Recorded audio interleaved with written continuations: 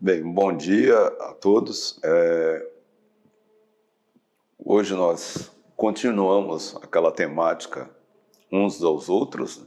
É uma temática voltada ao relacionamento cristão, as relações entre a irmandade, né? Nós somos irmãos em Cristo Jesus e, portanto, nós precisamos de ter essa interação contínua como igreja. Na nossa lição de hoje, nós estudaremos a temática Levai as cargas uns dos outros.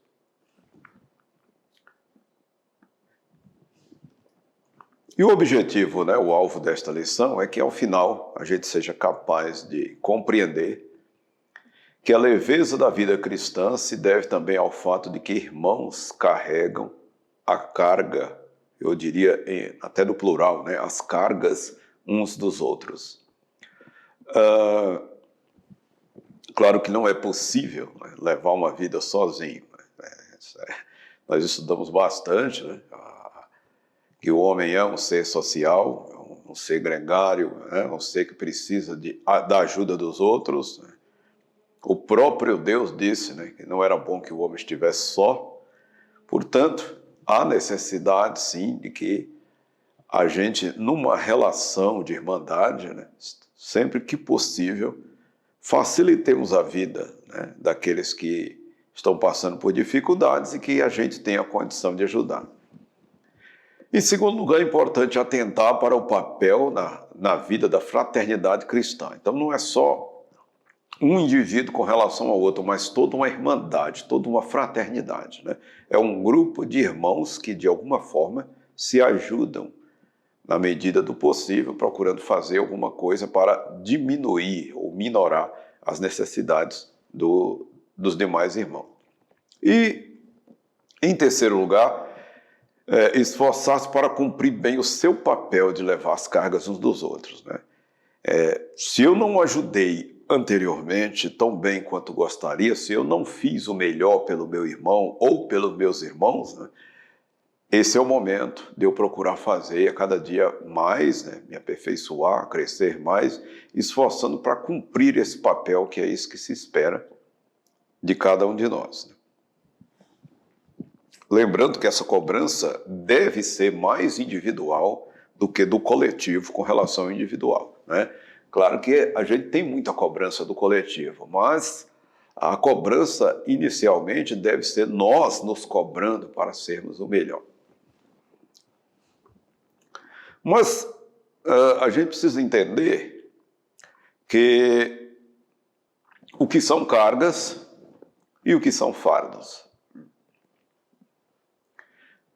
A temática aqui é para ajudar a levar as cargas uns dos outros, e não o fardo. Por quê? Cada um recebe um fardo. O ser humano que não conhece a Cristo ainda, ele tem um famoso fardo do pecado. É como se conhece na nomenclatura aí fora. Quando ele chega ao pé da cruz, ele solta aquele fardo, toma consciência de que é um pecador, aquele fardo se solta dele, ele aceita o novo caminho que lhe é proposto, e aí ele recebe um novo fardo. Lembremos, que Jesus diz: vinde a mim os que estáis cansados e oprimidos, e eu alivio. Não promete tirar todo o peso, ele só promete que vai ter um alívio. E aí ele diz: o meu jugo é suave e o meu fardo é leve. Nessa troca de fardo, a gente deixa aquele fardo horroroso que tinha lá no mundo e agora passa a ter um novo fardo, que é o fardo que Jesus nos dá. O que são os fardos? As responsabilidades individuais. Quando você está lá no mundo, você tem um monte de responsabilidades que te é atribuído, mesmo que você não tenha consciência disso, e você precisa se reportar a amigos, reportar a um monte de gente, que na verdade você nem teria de fazer isso. Quando você chegar ao pé da cruz, agora você recebe outras responsabilidades, mas Jesus promete um fardo suave, né? Agora você não tem mais aquele peso tão grande para levar na sua caminhada, já que o peso que Jesus te dá é bem menor do que o que você tinha, sem dúvida alguma. Por outro lado, as cargas não é aquilo que nos foi dado por Deus, não é a nossa vocação, não são as responsabilidades. As cargas é o que a gente vai pegando pelo caminho. São as preocupações, são as dificuldades que nós enfrentamos, tá? Geralmente também, junto com essas cargas, a gente pode estudar o adoecimento, né? O adoecimento dos trabalhadores. Hoje, eu também ministro aula de segurança do trabalho na universidade, e o que a gente mais tem se preocupado hoje é com o adoecimento dos trabalhadores de uma maneira geral. Os trabalhadores, por conta das cobranças, não só do trabalho, mas da sociedade, a gente acaba constatando que esses trabalhadores eles têm umas dificuldades enormes, né? E acabam assumindo cargas enormes, né? E aí eles têm problemas emocionais, problemas espirituais, né? Essas cargas é que nós precisamos ajudar os nossos irmãos. Veja, não é o fardo que Deus nos deu, não é a responsabilidade, né? Para uns Deus deu a diaconia, para outros Deus deu o pastorado. São fardos que são responsabilidades que Deus deu. Agora, as cargas são aquelas que nós assumimos por conta, tá? Preocupações e dificuldades no dia a dia. E aí, para essas, nós precisamos da ajuda dos irmãos, nós precisamos da orientação dos irmãos, nós precisamos que alguém nos dê um apoio de alguma forma. Claro que numa família, né, a gente pode encontrar irmãos egoístas e irmãos solidários.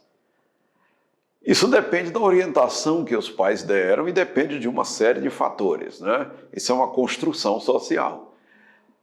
Numa igreja também, nós podemos encontrar irmãos egoístas e irmãos com solidariedade, né?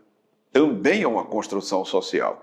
E eu, como membro de uma irmandade, de uma fraternidade, de uma igreja especificamente, tenho a obrigação de contribuir para diminuir os níveis de egoísmo e aumentar o nível de fraternidade, de irmandade entre os irmãos, tá? Entre os grupos, né? O grupo existente aí.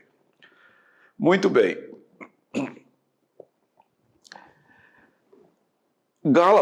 Em Gálatas capítulo 6, no versículos 9 e 10, nos diz assim: não nos cansemos de fazer o bem, pois no tempo próprio colheremos, se não desanimarmos. Então, já pressupõe a insistência, né? E não desanimar. E o versículo 10 diz: portanto, enquanto temos oportunidade, a chance, o momento agora, né?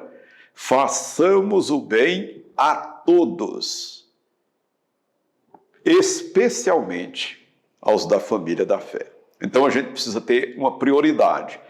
O bem a gente tem que procurar fazer a todos, mas a gente tem que estabelecer como prioridade, num determinado momento, de fazer os que estão mais próximos. E esse mais próximo aqui pressupõe que com a família da fé eu tenho uma relação de proximidade maior.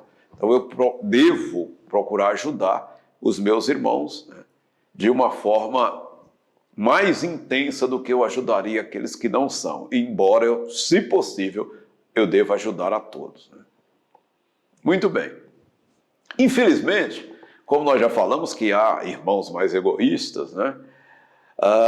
Mateus 24 e 12 nos diz que o aumento da iniquidade faz esfriar o amor de muitos. E isso é um quadro que a gente tem constatado, mas mais do que analisar o esfriamento do amor do outro, eu preciso analisar o esfriamento do meu amor. Quanto meu amor tem esfriado? Será que eu ainda tenho a mesma relação de amizade com os meus irmãos? Será que eu ainda procuro ajudá-los na medida do possível, me esforçando o máximo para fazer o melhor para eles? Será que eu ainda tenho essa relação fraterna tão boa? Então eu não posso me preocupar só com o esfriamento do amor dos outros, mas sim com o esfriamento do meu amor. Lembrando que Jesus fala nas cartas, lá no Apocalipse, né, na carta que ele escreve para a igreja de Éfeso, a primeira reclamação dele é que ela esfriou no primeiro amor. Não foi o indivíduo, foi a igreja toda, né, ali representada pelo anjo da igreja, pelo seu pastor. Então houve um esfriamento. E Paulo nos fala em 2 Timóteo, capítulo 3, versículo 2, o seguinte, né, que nos últimos dias os homens seriam egoístas. Então o que a gente teria era um aumento do esfriamento desse amor, ou mais ainda, um aumento do egoísmo, né, onde cada um ia desenvolver assim, né, farinha pouca, meu pirão primeiro. Essa é a ideia básica, né? Então, consciente disso, a gente precisa se policiar, se cuidar para não sermos, né, egoístas e não deixarmos o nosso amor esfriar. Jesus nos manda, né, é a lei de Cristo, levar as cargas uns dos outros. Às vezes o indivíduo está levando essa carga, esse peso. Às vezes é um peso que ele nem precisava levar. E às vezes ele precisa levar. Quantas vezes eu levei carga que não precisava? Mais ainda, algumas vezes nós levamos cargas que nem existem. Eu já me preocupei com problemas que não existiam. E um belo dia eu constatei que esse problema não existia, mas eu estava levando uma carga tão pesada, né? Outras vezes um problema é real. Ele não é meramente psicossomático. E nessa hora, cabe aos irmãos, né, mais do que nunca, ajudá-los, ajudar os outros, né, a levar essas cargas. Eu preciso entender uma carga que é minha e uma carga que é do outro, né? Na medida do possível, eu preciso levar a minha carga, mas sempre que possível, ajudar os demais irmãos também. E entender o que é a carga do outro, que eu não posso assumi-la para mim, mas devo ajudá-lo. Eu não posso assumir o problema do outro como se fosse meu. Eu não posso assumir a doença do outro como se fosse minha. Mas eu devo, com uma certa empatia, entendê-lo e procurar, de alguma forma, ajudar na resolução. Tá?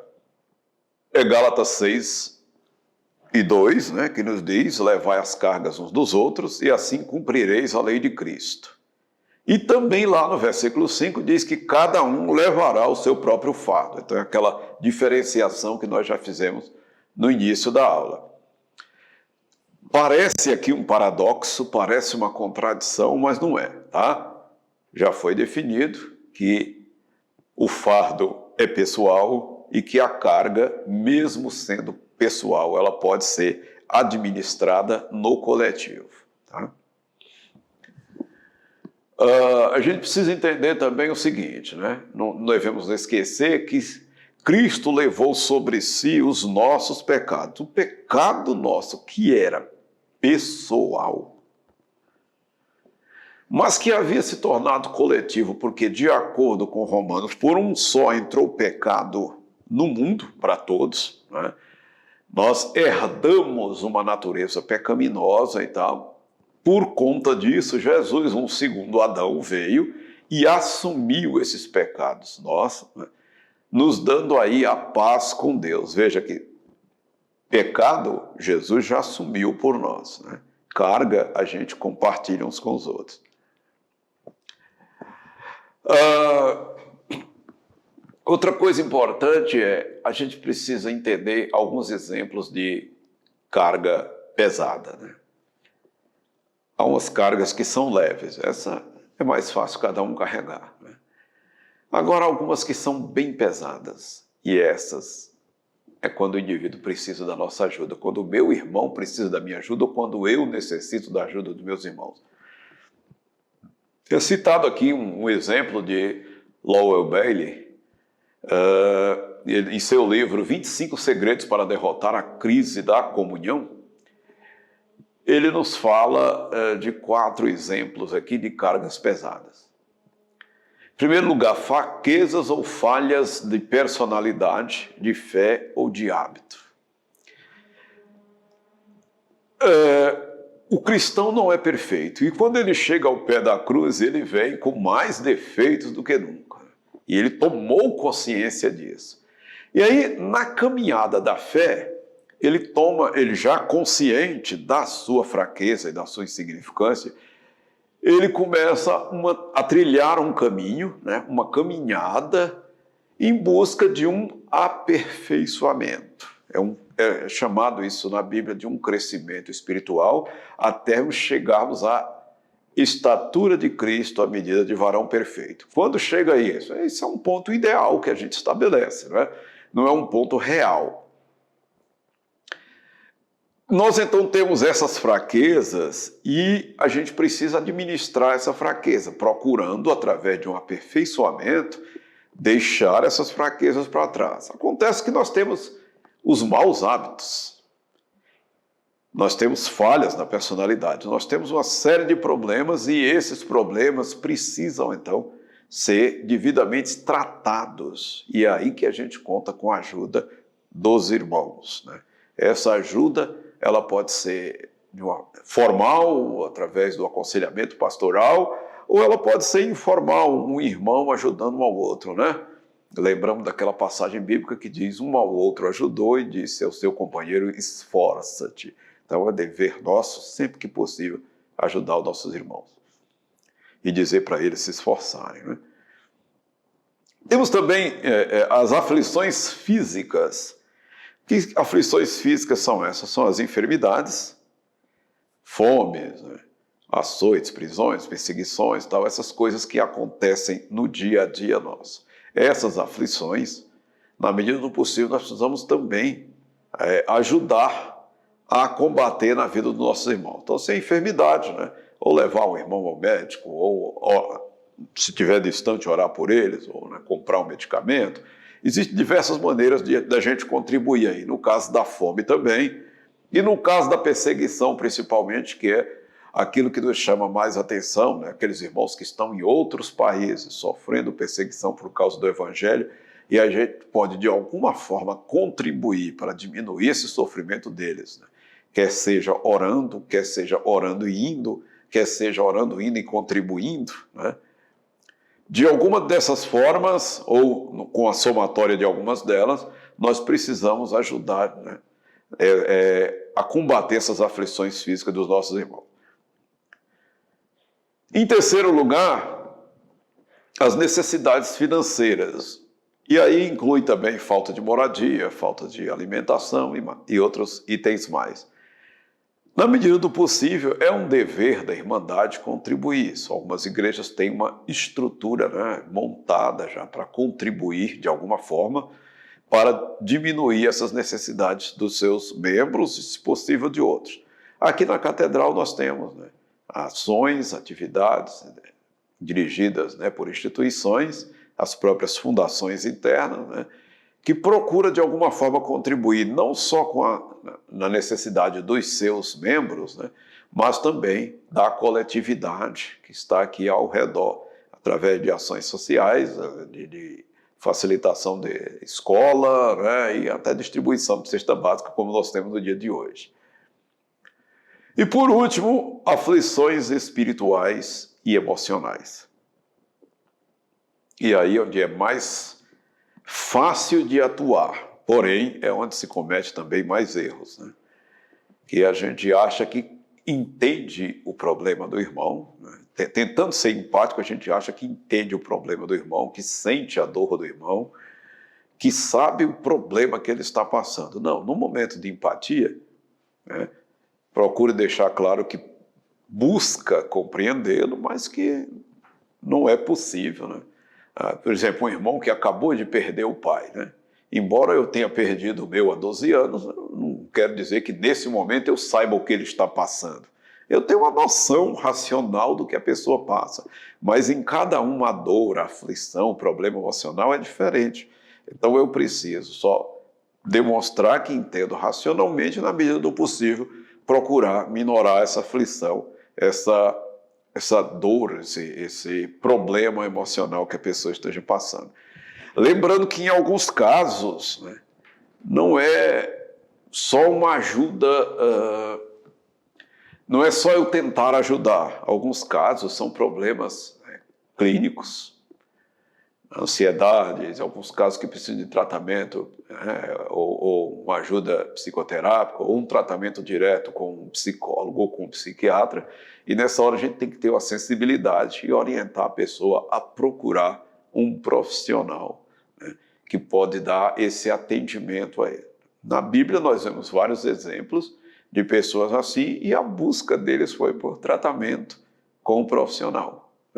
Elias mesmo, né, passou por um problema similar e aí ele precisou buscar, né? Só que na época dele não tinha psicólogo e nem psiquiatra, e ele foi buscar o tratamento lá no Monte Horebe, né? E Deus tratou com ele, alimentou, orientou, mandou que ele fosse forte, né? Então veja, naquele momento ali, o profissional que tinha era só um, e foi o profissional que ele buscou. Hoje nós temos muitos profissionais aí, na medida do possível, é um dever nosso buscar essa ajuda profissional, havendo essa necessidade. Como é que você pode levar a carga?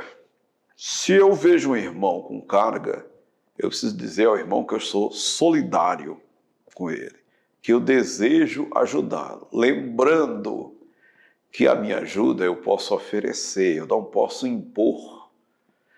Eu não posso dizer que a pessoa tem que receber a minha ajuda. Eu chego, ó, eu vou te ajudar, e já chego. Não. Eu preciso primeiro saber se o irmão quer a minha ajuda, se ele tem necessidade dela.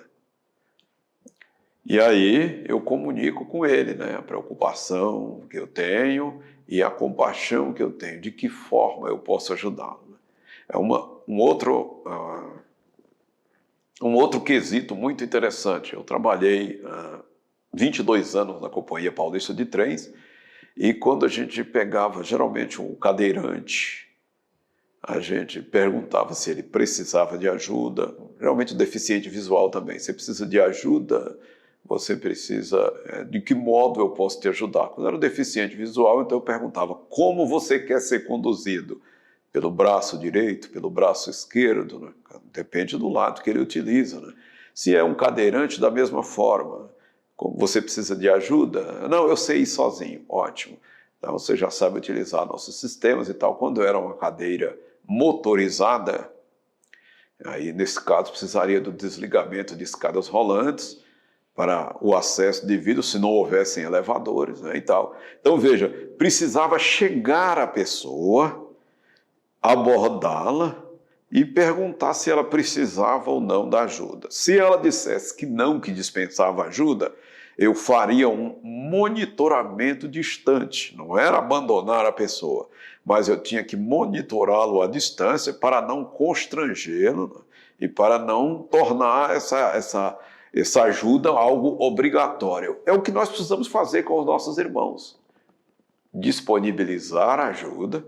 Às vezes a pessoa não quer ajuda, ou ela nem entende que está precisando de ajuda. E aí, nesse caso, é que a gente precisa de um pouco mais de sensibilidade para saber como tratar. Em segundo lugar, ore por ele. Então, se em primeiro lugar eu precisei dizer ao meu irmão que eu sou solidário e desejo ajudar, né? Em segundo lugar, eu preciso orar por ele e com ele. A pessoa precisa da oração, eu vou orar com ela.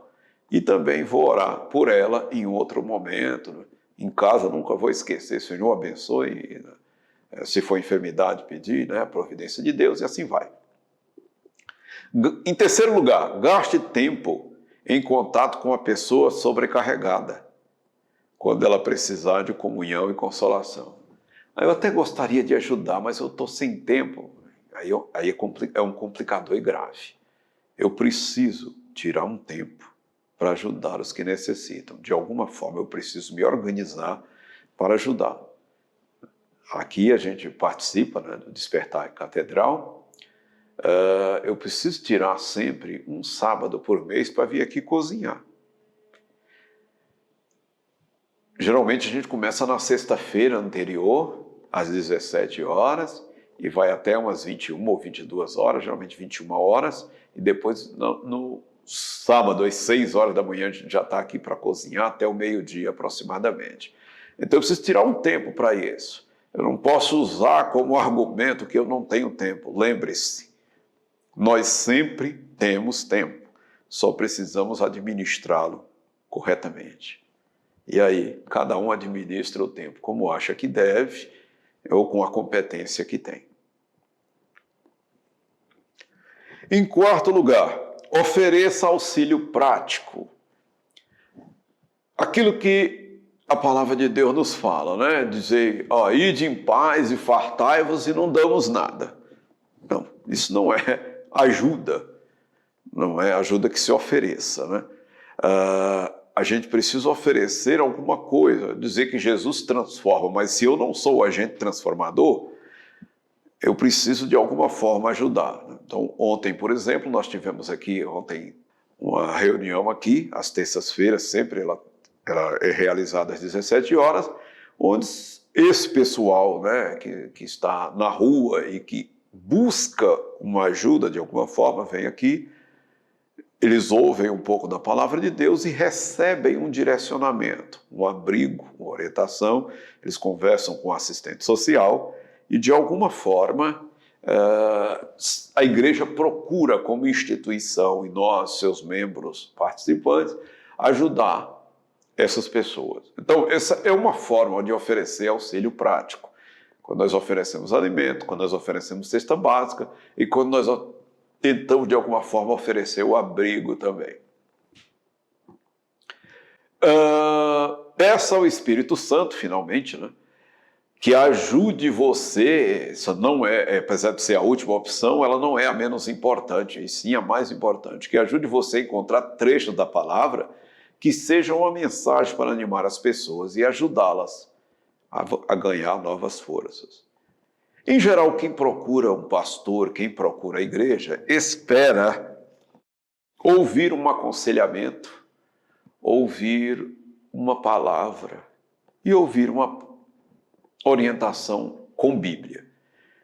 Se ele não quisesse, ele iria a um psicólogo direto, ou ele iria a um psiquiatra, ou ele iria a um outro profissional. Quando ele procura ajuda na igreja, ele já tem noção que está esperando. Agora, ele não espera que eu jogue uma avalanche de versículo dele, saia citando a Bíblia toda. Isso não é ajuda, né? Posso tirar uma ou outra passagem, né, e conversar com ele, dizer o porquê da minha atuação, da nossa ação especificamente, e aí tentar, né, de alguma forma, trazer isso como uma mensagem de ânimo para a pessoa ganhar, né, novas forças aí. Isso eu só posso fazer com a ajuda e com a orientação do Espírito Santo. Finalmente, a gente pode dizer o seguinte, né? Vamos citar aqui uma frase que é atribuída a Abraham Lincoln, que diz o seguinte: não poderás ajudar os homens de maneira permanente se fizeres por eles aquilo que eles podem e devem fazer por si próprios. A gente ajuda as pessoas levando as cargas delas, mas lembrando que a gente procura ajudar a levar as cargas que lhe são pesadas, que lhe impedem a caminhada. A carga que é leve não precisa de ajuda.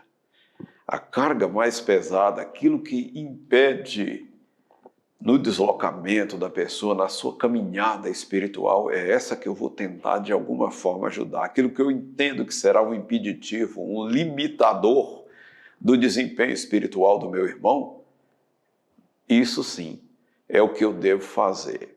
Então, não pressupõe aqui a determinados tipos de ajudas que se dão a pessoas, né, que acabam tornando-as dependentes dessa ajuda contínua. A ideia não é essa. A ideia é sempre, né, eu ajudar o meu irmão, mas eu investir nele de modo que ele se torne autodependente, né? Não dependente dos outros, que ele se torne independente, que ele se torne uma pessoa que possa fazer, que faça realmente aquilo que lhe compete, né? E aí ele possa, assim, caminhar do modo que Deus espera. Que Deus nos abençoe e nos guarde, que possamos ser sempre esses elementos que ajudam uns aos outros. Amém.